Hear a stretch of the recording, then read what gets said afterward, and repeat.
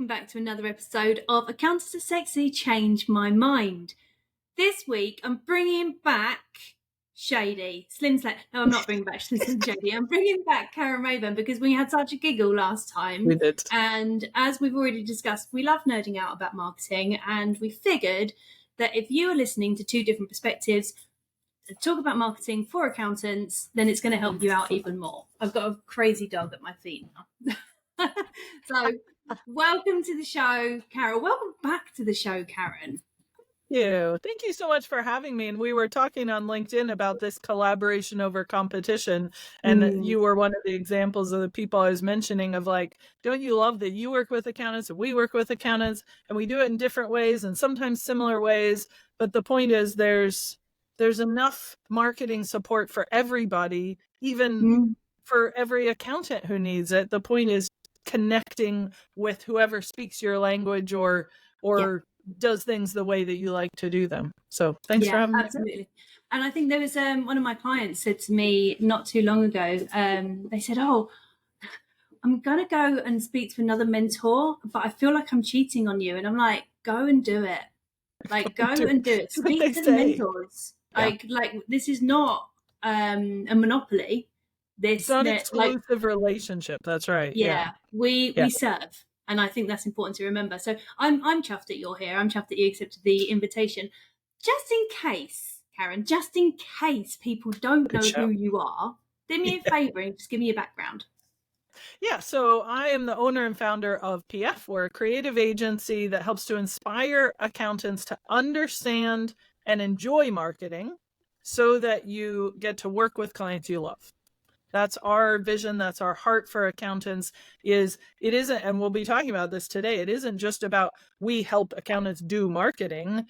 The reason we put those two words, understand and enjoy, in our very vision statement is if you don't understand it, you cannot possibly enjoy it.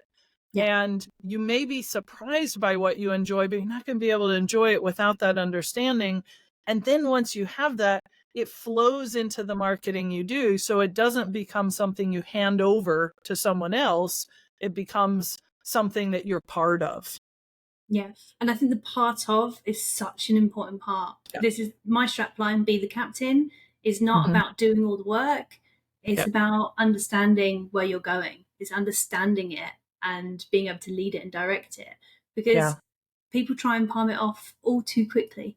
Yes, very quickly. I have many stories of people who are like, listen, PF have been a great help. Thanks so much. We'll take it from here. We've hired a full-time marketing person. And I'm going, oh, dear goodness. And not because you've hired a full-time marketing person. I want to be super clear. I love when firms do that. Love it. But I don't love when you do it without thought, without strategy, without prep, without being collaborative with that person. Yeah. Because then it becomes feedback loops. Yes. And KPIs and not expecting this one person to be the be all and end all. The number of marketing managers I've had speak to me that are like, this is driving me absolutely mental because they're not listening to what I'm saying, but I have all the pressure and the responsibility. That's unfair. You know, it's your job as the owner of the firm. The buck stops with you, including with marketing. So if you're trying to hand that off, that's not fair. But it's a great thing to do, but you got to get your, why am I doing this? What do we want to achieve? How do I help? You know, that, like you said, that collaborative element, that's big for us at PF. Yeah. So the question that we're here to answer today, and what we've decided that we would like to answer today, are what platforms are best for accountants? Because there is so much conversation around this. You know, do you use LinkedIn? Do you use Instagram? Should you join the TikTok wave? Is that just going to die a death? Like, there are so many options for you to jump on. Which ones are going to work? So I know that we're both full of opinions, actually. Shockingly, we have opinions. But let's go through. So LinkedIn, should we start with LinkedIn? Because it's so obvious. It's such an obvious platform for accountants. Yeah. And I'm going to say, no, we're not going to start with LinkedIn because of the challenge that we've got with that very question is when you look at what platforms then you haven't paused to think, who am I doing this for? What do I expect them to do? Where do they hang out? What are the messages I want to get across? What am I trying to achieve? What experience do I have with that? And if you haven't done all of that, then it's just a platform. So I see a big difference between the format of your marketing content and the platform of your marketing content. So the format would be, you can send it as an email, you can write it as a blog post, you can record a 90-second Instagram reel, you can record a 3-minute TikTok reel, you can post it on LinkedIn. Those are like, you can do those different pieces, but then where you put it, you could take a blog post and share it on LinkedIn. You could take a video and embed it into a website page. So it isn't, in my mind, about whether LinkedIn is good. I know that that's tempting for accountants because you love LinkedIn more than any other social platform. I mean, let's be honest. The reason I now post daily on LinkedIn is because of you all people. And I don't mind it. I've actually come to appreciate LinkedIn, shockingly. I didn't used to like it before. But I use it because of you. My favorite's Instagram. That's where I hang out. That's my people. That's my creativity, creative headspace. My family and friends are there. But LinkedIn is for where I connect to accountants. It's the fastest way to connect. So that's great for me. But that might not be for them. It's my favorite platform. Like, I thoroughly enjoy being on that platform, mostly because I'm able to articulate my thoughts fast, because I'm not short of content. I have ideas around content, and I'll do narration content. So it's typically around what I'm up to, what conversations I'm having, that kind of stuff. So LinkedIn is a really, really easy place for me to get that kind of brain dump out of my head. So I like it because of the content I create, and because, like you said, there are accountants there and I serve accountants. Exactly. That's where they hang out. But it's that, like, you can tell already that you and I both are, when we're thinking about LinkedIn, we're thinking strategically about our audience. And one of my big messages is your brand is not for you, your website's not for you, your marketing is not for you.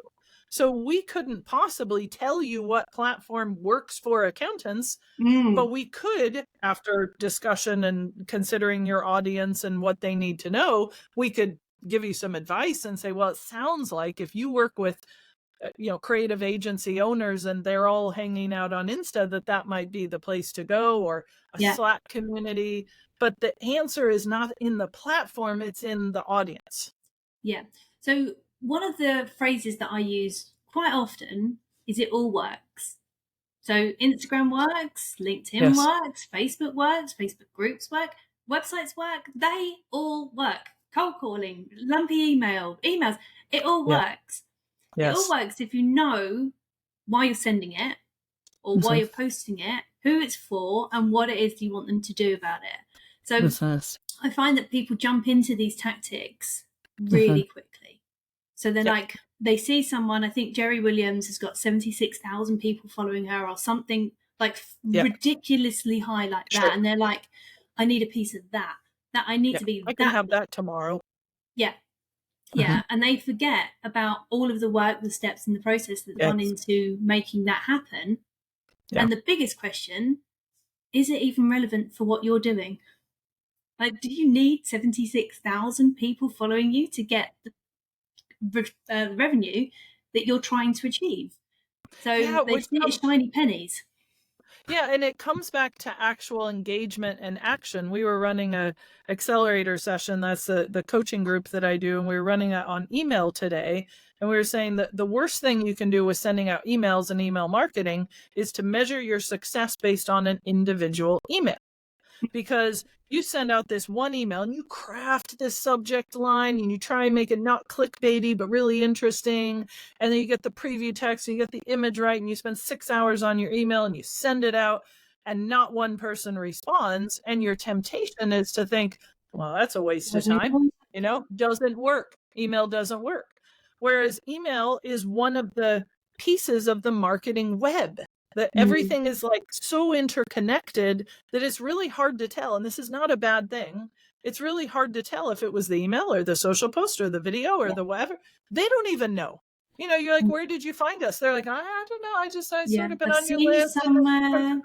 And Yeah, so don't panic about which platform. I mean, still do your tracking and you can look for patterns. There's loads of things we could get into yeah. on that. But especially when you're considering, if this question that Kelly and I are saying here is like, what platform do I use? Then we've got to step back and ask other questions before we can get to that. And the answer usually is more than one. Yeah. But your combination, your app stack, if you will, is different than mine. And that's good. That's how it's Yeah. supposed to be.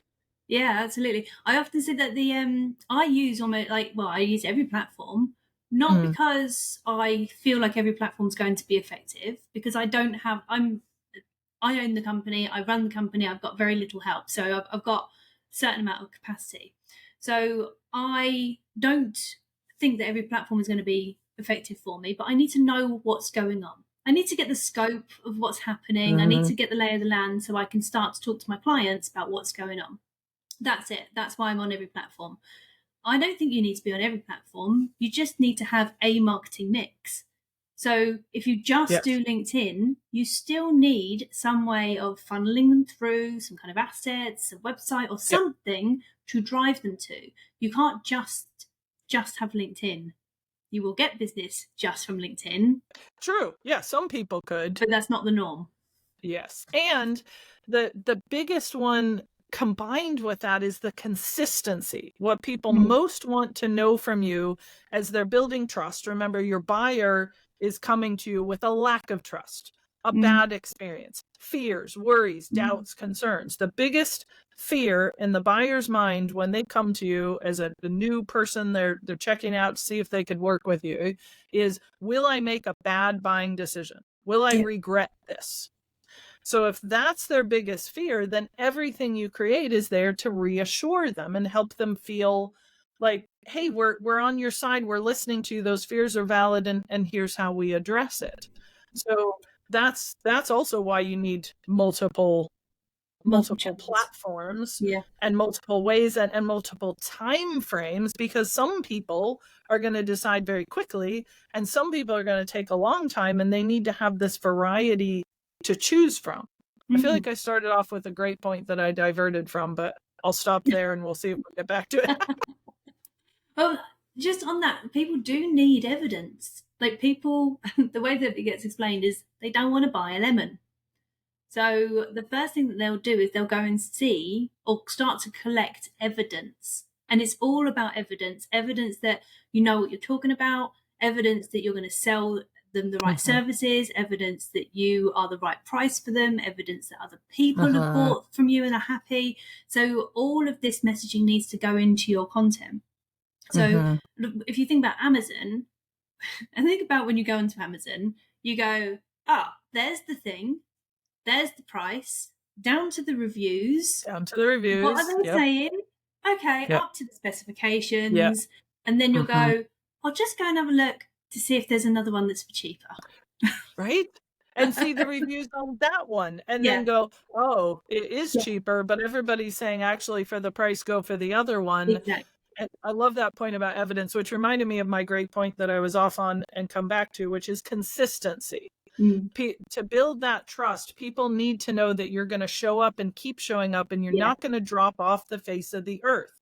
The number of accountants, I literally just talked to one yesterday, number of accountants I've talked to who are like, I had this website built by X website designer, wherever in the world. They said they would give me the backend login, the admin, the whatever, so I could edit it. And they have literally gone MIA. They are gone. I cannot, I've emailed, I've phoned, I've checked, I've done this, they're gone. So I've spent all this money on this site that works, but I cannot access it. And I need to access it to be able to create a new web page or do a blog post. And this person is disappeared. Nuts. What do I do? And that is, again, the buyer's fear. They're afraid that you'll disappear. They're afraid that you won't be there for the long run. And we build up trust over time. Very few people, and I would argue it's not a good quality, trust people instantly. You know, you need time to say, do you do what you say you'll do? Are you the person that you portray to be? So the consistency is, if you're going to send an email newsletter, send it every week or every month or whenever you say. If you're going to post on LinkedIn every working day, do it every working day. If you're going to do it once a month, it doesn't matter what the timeline is. You do what suits you and what you can reasonably achieve, but show up and keep showing up. And that's where, you mentioned Jason Stats is another similar one. He says people look at where I'm at today with videos and they're envious of it, or they are like, oh, I wish I could do that, but they haven't put it in the work that I have to get to here. He's like, my first videos were rubbish. They're no good, but I just kept doing them. So if you want to have good results, you've got to keep doing them. Do you know what I love about content that's bad? No one sees it. Content that's bad. Right. Oh, I got you. I love the fact that when there is a post that's bombed, no one's seen it, so it doesn't matter. If there is a video and it doesn't get much engagement, don't worry about it. No one's seen it. I actually love that perspective, because I was always looking at it as like a learning. I post this thing on LinkedIn that's the greatest LinkedIn post I have ever created, any human has ever created. It gets 3 likes maybe, and no engagement at all, no comments. And I was like, this is like, I worked for days on this LinkedIn post. And then of course the next day I'm like, so I'm thinking of getting a Hoover. Does anybody, and you have like 7,000 comments and everybody has an opinion. So like that, you play with it. But I love that reminder. Like, if nobody sees it, what have you lost? Nobody saw it. Just let it go. Yeah. It's yesterday's chip paper, or today's chip paper, whichever way around that is. So I want to go on to content then, because you brought up a really valid point about the Hoover. And this, I know, frustrates so many people, so many. And I had a conversation with a client yesterday. He did a post about cycling to clients, got massive engagement. He does really well crafted post about accountancy, gets some. He does a call to action, it gets none. And I said to him, that's normal. That's social media. That's exactly what it is. That's exactly it. It's social media, not sales media. Yeah. So what's your perspective on why that happens? Yes, great question. I think that the primary reason that happens is we are human people who want to relate to people humanly. Mm-hmm. So if I'm sharing about my Hoover, that's not only making me a human who actually uses a Hoover. So they're like, we have this connection. I too own a Hoover. I clean. Lovely. Right? And then it involves an opinion. Everyone likes to have an opinion. And that's again, it's a human quality. We're entitled to our opinion. I like haggis. Some people do not. That opinion, you can have whatever opinion. But people love to get into their opinions about things like black coffee, which I am a huge black coffee fan. You start putting cream and milk in there and you just destroy it. Unless it's the afternoon and I'm going for like a hazelnut cream. We're so similar. Cilantro. I'm like, that's where they go, is this whole other land. But that's not morning coffee. I have very strong opinions on this. So if somebody's like, coffee with cream is the best, I'm like, I would like to disagree with you strongly. You're wrong. Because I can't. Yes, exactly. I mean, I might not go so far as saying, no, I would. But then I'm like, I know I'm saying it because it's just an opinion. So that's the reason the cycling post and the Hoover post and the post about your dog.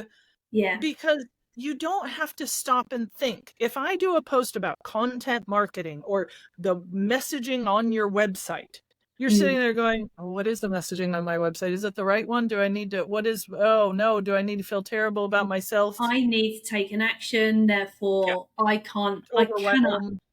Too much. I cannot do that right now.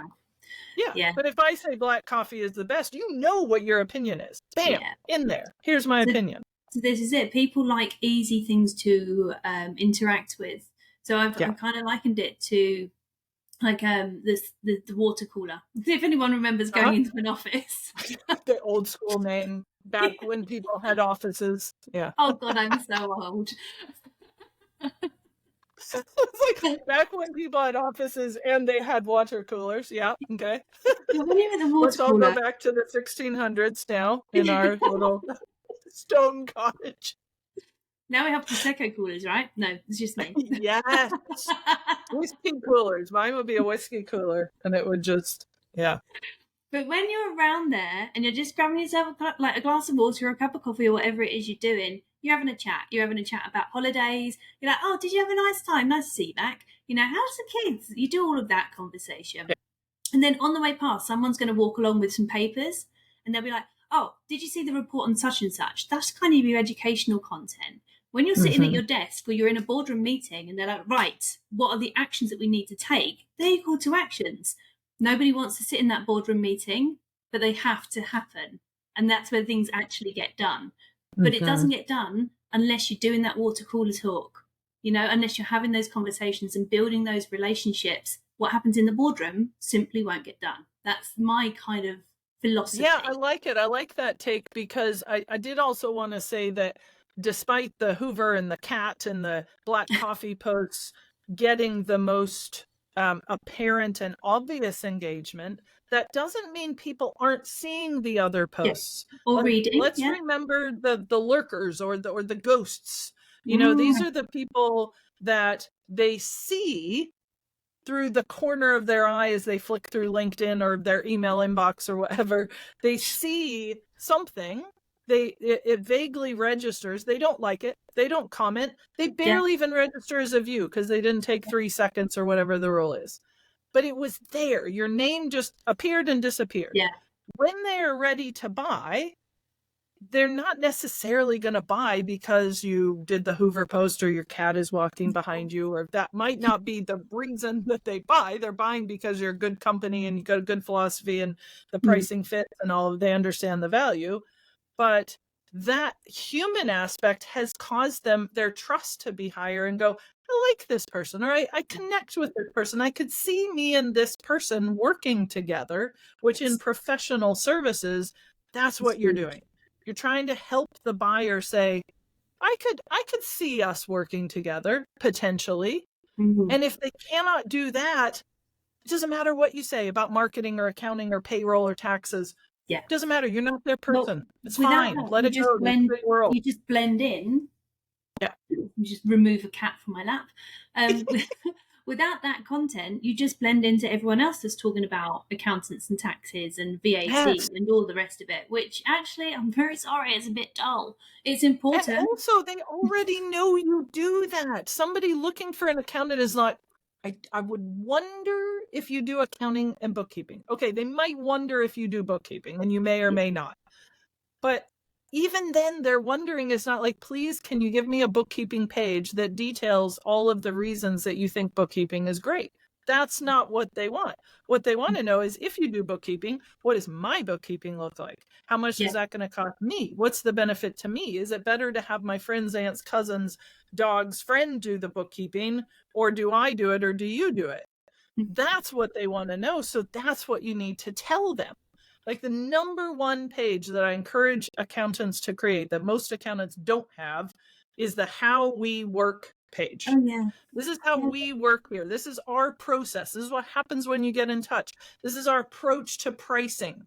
You know, when we do a proposal, we couldn't give you one now because we need all this information. We're going to consider the size of your business, the type of your business, how many owners, the transactions.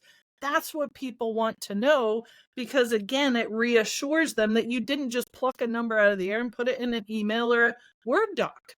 And people like to have their hands held. People need the confidence. And when you actually explain and break down your process, and I work on this as well, we work through this, the way that I view it is a transformation. It's like, how are we going to transform them? Where are they today? Where are they going to be?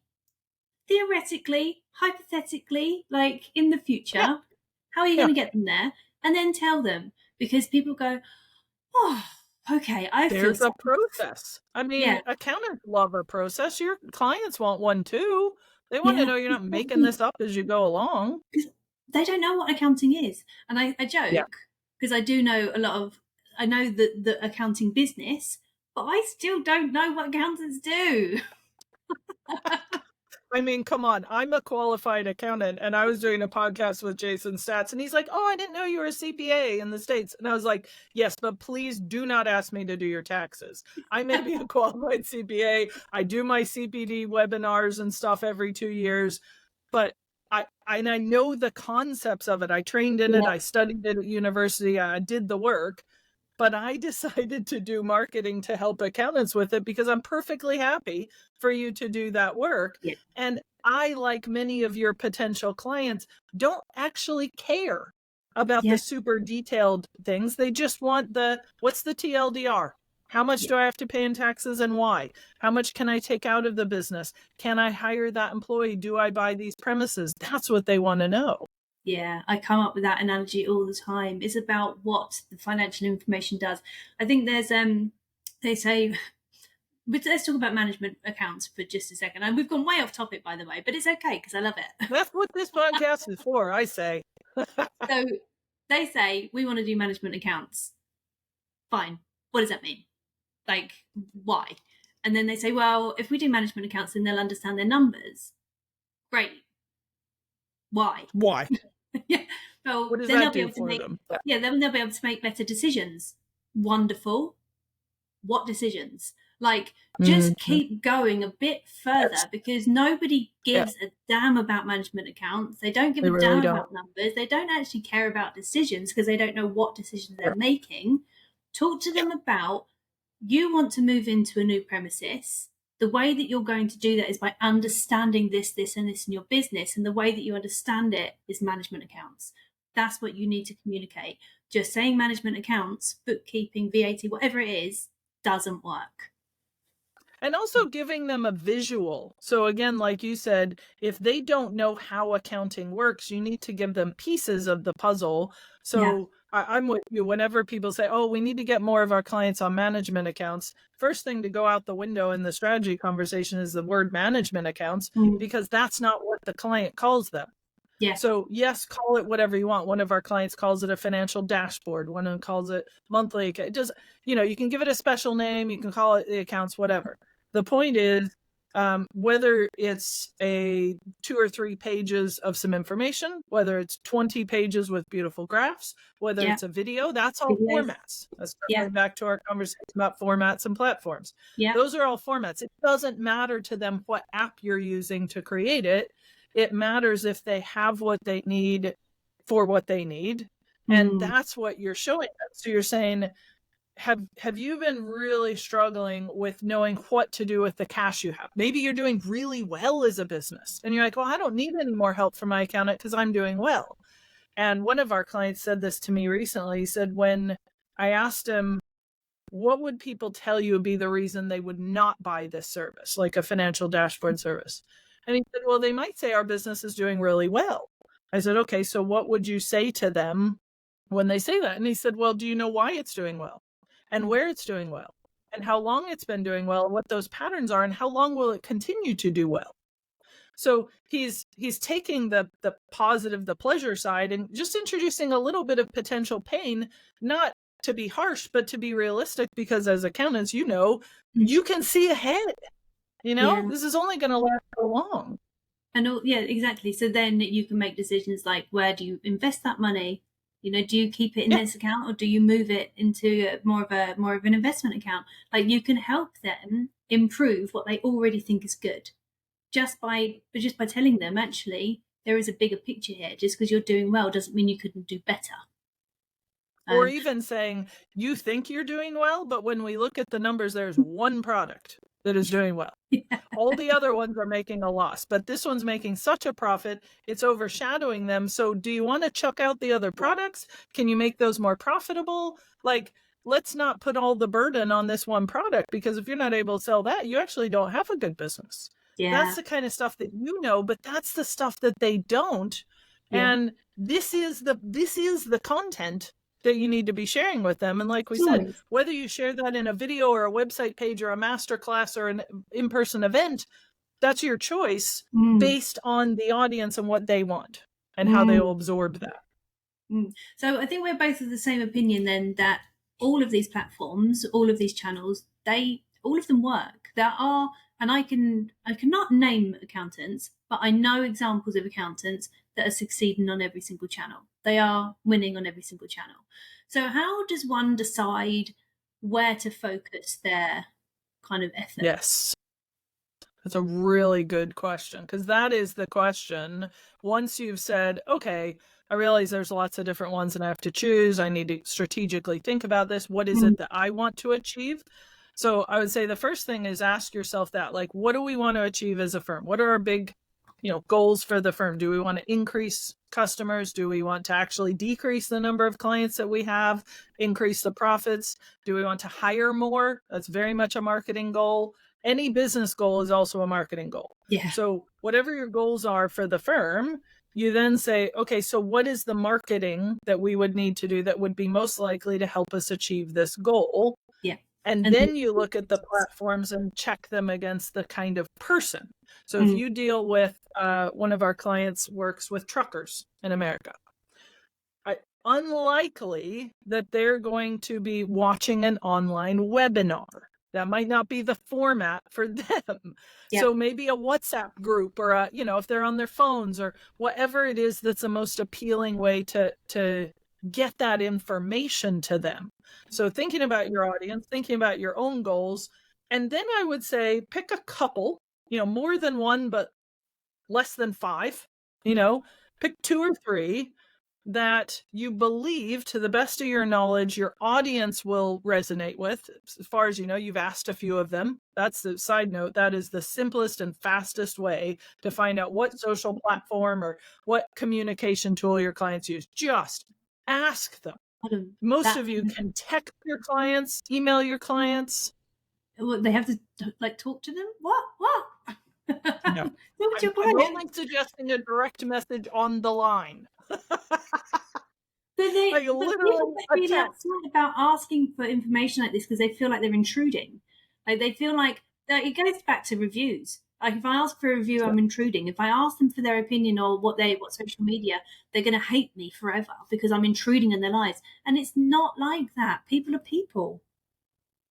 I think also remembering, I'm suggesting you do this with clients you like and who like you. So that helps overcome they're going to think I'm intruding, hopefully a little bit. Secondly, people love to help people.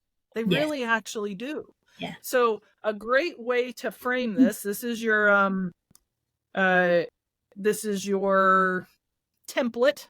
I'm going to give you 2 or 3 words to start your text with. I'm curious. You could even say I'm really curious if you want to go wild. I'm really curious. Which of these social platforms do you use on a regular basis? Yeah. Bing, bing, bing, bing. Yeah. No giant survey. Leave it even more open. Yeah. Yeah. Just a direct question. Do you use this? Yeah, this is what I'm saying. This is why it's a text message or a DM or an email. Like this is not, you're not creating, because I know your temptation. You're like, right, okay, I need to create an MVS survey. I need to put it on Google Forms. I need to brand it up. I need to put my firm name on it. And then we need to send it from MailChimp, which means we need to set up automation. That's what we need to do. And like 6 months later, you haven't asked the human people what they want. That is just procrastination. That's avoiding the task because you don't want to ask. Oh, that rhymes. I'm going to use that again.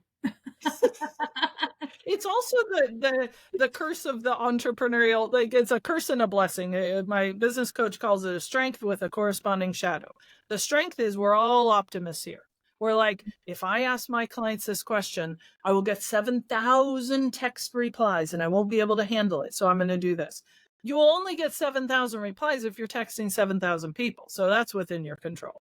And then secondly, if you do have 7,000 clients, my gosh, that's an amazing amount of marketing gold dust. If you got 7,000 clients and you can take the time to sit there on your phone and send 7,000 texts, you are winning at life. And almost none of you, probably I think, not. Have that. If you've got time to send 7,000 individual texts, and you're probably not winning at life. Go out and get a snowboard or something. Just thinking the most efficient way to do that, but that's the entrepreneurial mindset. But say you have 300 clients, of which 50 you really like, of which 20 you love, 20 texts. Yeah. Hey, I'm really curious. what social platform do you tend to use? Open-ended question. Same. And if they write back and go, oh, none really, Mm. fine, that answers that question. Mm. If they say, oh, I think, like LinkedIn sometimes, and used to use Twitter before it became X, and now I was looking at TikTok, why? And they might ask you why. And then you say, well, we just wanted to make sure that the info that we're sending you reaches you. And we thought if a lot of our clients were on the same platform, we'd focus on that one. And so far, a lot of our clients have said, fill in name of platform, would that be useful to you?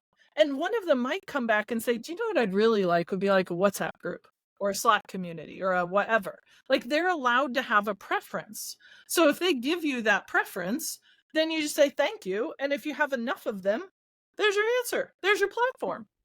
I am listening to you, Karen, but my stupid fat Garfield cat is trying to get up and dig in my pot. So he's trying to get onto my shelf, and I can't let him do that because he's just going to ruin it. You can't do that. This is going to make for an epic podcast. Like, takes the whole focus. Right. I always have animal drama. I mean, I love being an animal person, but I always have animal drama. Yeah, but remember, we just said that's probably part of why people are here. They're like, let's see what the cat drama is today. I mean, these cats have grown up on this podcast. See, this is what I'm saying. I mean, it hasn't happened because of the time that we're recording this, but there is an ice cream van that drives in the front of my house. And when it comes by, in Scotland, for some reason, the ice cream vans come rain or shine January through December. So middle of November at 3 p.m., and it sounds like it's driving through my living room. And the number of times I quickly try and mute, and I finally learned that people loved it in the sense of like, oh, there's the ice cream man, and they think it's funny. So yeah, lean into the weird thing. That's what makes you human. Like being human. I think this is like when we were talking about the water cooler and how foreign it is to go into an office these days. And I know lots of people still go into offices and there's lots of hybrid working and everything. But we have got a more relaxed approach to business. Yeah. And I think that should come through and does come through in so many people's marketing. And if you look at the people who go and get like a phenomenal amount of followers, you'll find that they are, and this is a buzzword, but being authentic. They know themselves.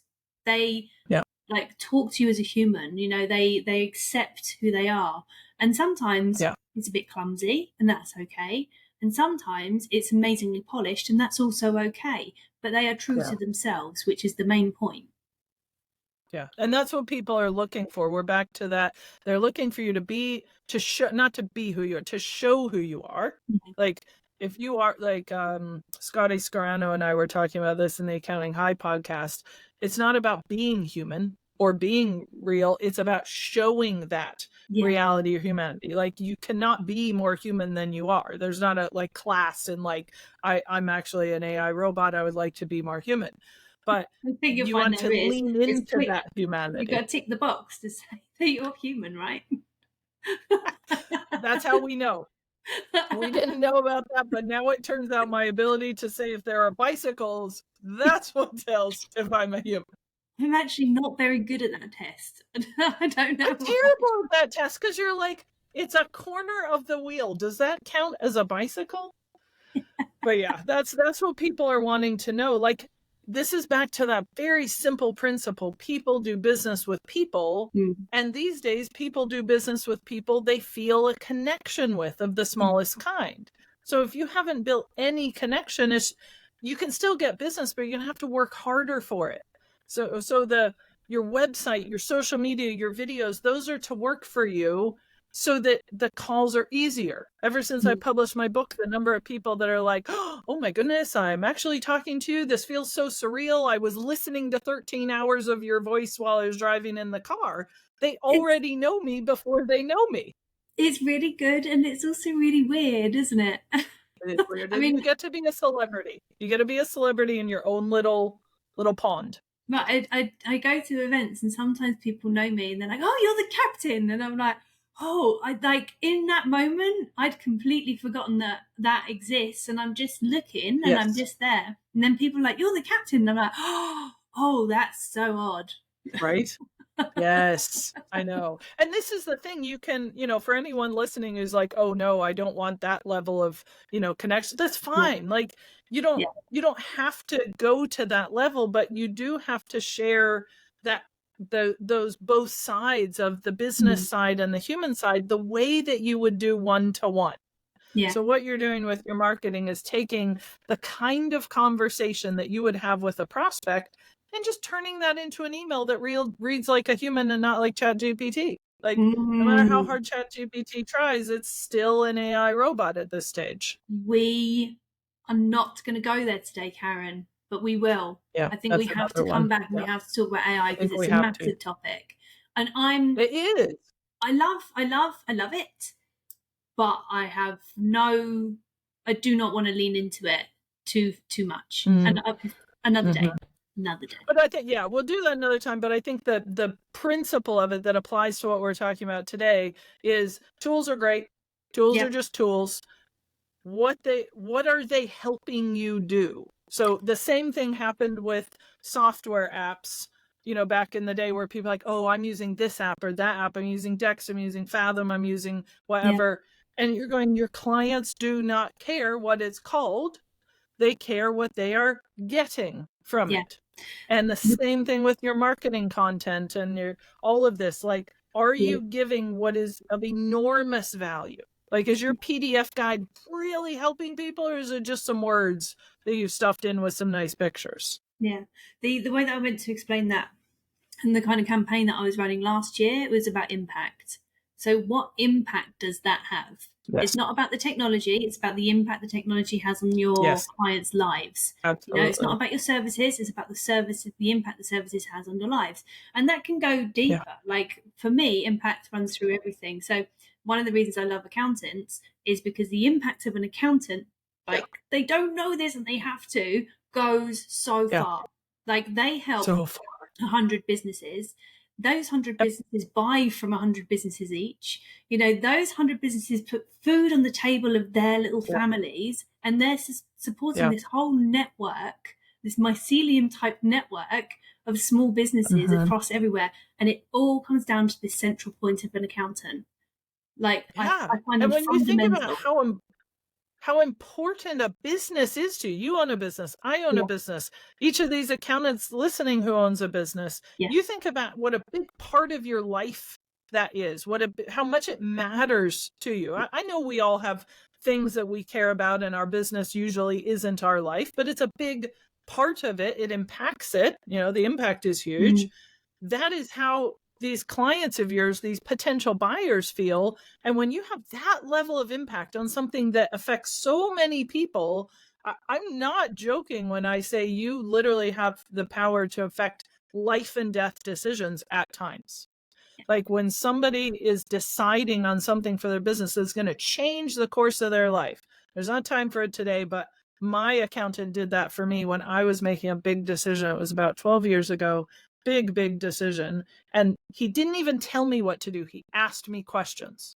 And the questions he asked caused me to go, I looked ahead. He looked ahead and said, "Well, I'm looking ahead and I'm wondering this.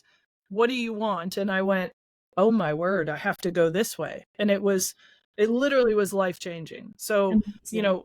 be reassured that the life changing impact of what you do is not a small thing. And that's why your marketing matters, because this isn't just buying a pair of shoes. Like, the difference of professional services and products is, if I buy a pair of shoes and they're crap, I'm like, "Well, it's crap, I won't buy them again."